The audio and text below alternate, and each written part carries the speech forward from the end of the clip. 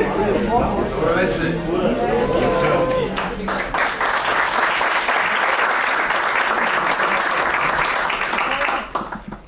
Dobrodošli na premijeru filma Crna Gora podeljena zemlja u Majamiju. Veliko mi je zadovoljstvo što smo ovdje s vama večeras. Što ćemo imati priliku malo se družimo. Film traje 3 sata, šalim se.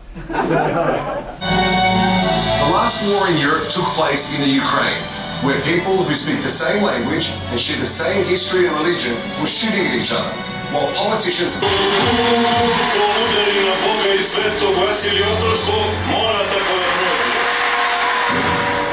When we were sitting in the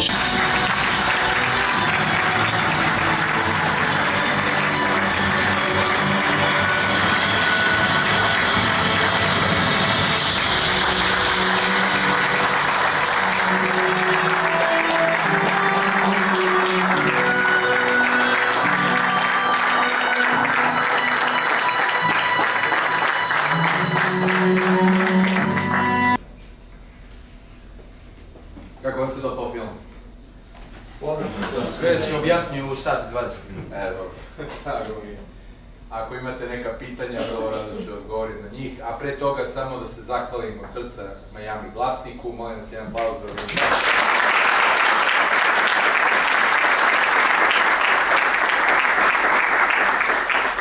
Kako se vama dopao film? Narod stoji za ovih filmova, to su narodni filmovi. I zaista jeste tako.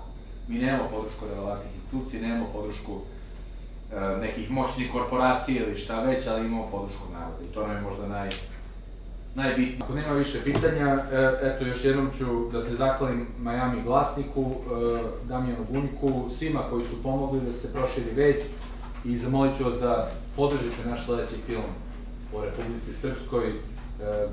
Donirajte velikodušno koliko god su to mogućnosti, zaista znači, bez vaše podrške film neće biti snimljen. Hvala vam srce.